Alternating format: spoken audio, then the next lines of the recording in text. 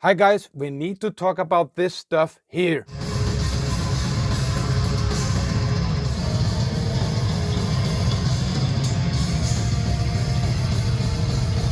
So this, my friends, was Hellripper last night in Prague, and in this video I want to talk about how good this band is live and if this performance is already on my top 5 performances of 2024 and the year has just started. But first of all, who the hell is Hellripper? I had mentioned that band in one of my previous videos about up and coming bands in 2024 where I gave some background, so let's check in on that video.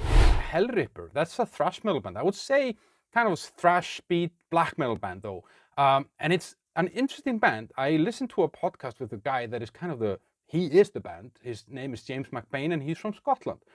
So he does everything himself. He plays all the instruments, he programs the drum though, and he plays and sings and all that. He writes all the songs obviously and all that stuff. So it's kind of like DIY band, or if you can say. The gig here in Prague was part of their tour with Toxic Holocaust and Abbath. I will talk a little bit about Abbath and Toxic Holocaust at the end of this video. I had been super excited to see Hellripper live because their music is so energetic, but that music needs crowd, and I was a little bit worried about that because the show started already at 6:40 and I thought, okay, nobody will be there. But there was a queue already outside the building and eventually 700 people, sold out show. I met James at the merch stands to arrange with him that I will do an interview with him later, bought a t-shirt, and he was super happy and I wished him luck. And as I said, I was impressed with the turnout. I go to a lot of shows here in Prague and not always is the opening band getting a full house, but that was the case now and people are in for a treat, as you can see.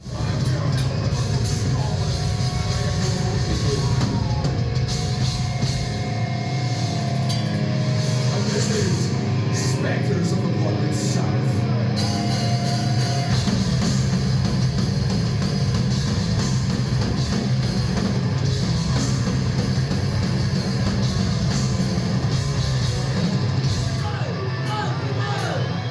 On this performance, Hellripper, James McBain, had with him Clark Gore on the bass, Joseph Quinlan on guitar and Max Southall on drums. Obviously, this being James' band, I mean, he steals the show. He runs around relentlessly and he's always encouraging the crowd, and he even, would crowd surf while playing his guitar at the same time. I was very positively surprised to see that the crowd really knew the band and there was a lot of t-shirts. And, keep in mind, this is just a 7-year-old band that has 3 albums under his belt and had only done like 2 tours before this and never been here in Prague before. So I was very surprised how many people actually knew this. Apart from James, obviously the whole band was good, but we need to discuss this man here.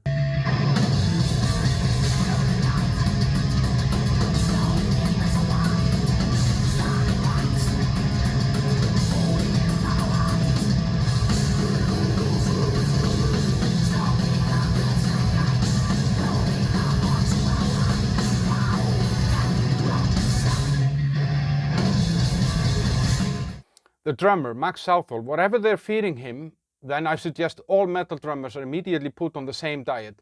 After just 2 songs, we were looking at each other there in the crowd and thinking, what the fuck is this? This is unreal.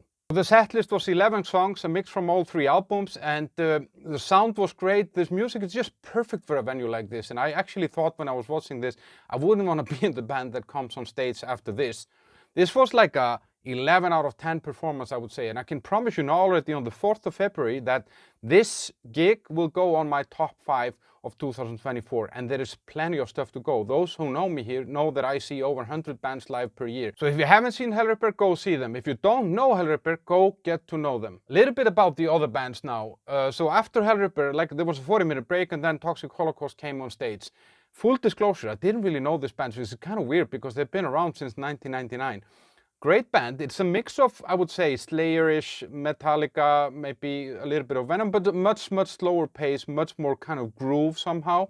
And when I came in there, I went to the bathroom and then I came in and then they were playing a song which kind of reminded me of Seasons in the Abyss by Slayer. So that was good. The crowd knew them and they had fun. And after them came the headliner, Abbath, and that was kind of a, I wanted to see Hellripper, but Abbath is also kind of a favorite of mine. But that was a little bit of a letdown somehow. I felt that they struggled with the sound. His voice, there was something wrong with the voice. It probably meant that they kept his voice low in the mix, but it was visibly not their best performance, and I had seen them 2 years ago on a metal festival outdoor and they were amazing. So I think this was a one-off, but it was definitely not their best. So the winner of the night was Hellripper. Do you know Hellripper? Tell me what you think about them. Please like and subscribe to this video, comment and all that. You know that I like that stuff. Check out my list of 5 essential must-see metal festivals here, and then you can see my 5 up-and-coming bands which actually featured Hellripper here. See you there.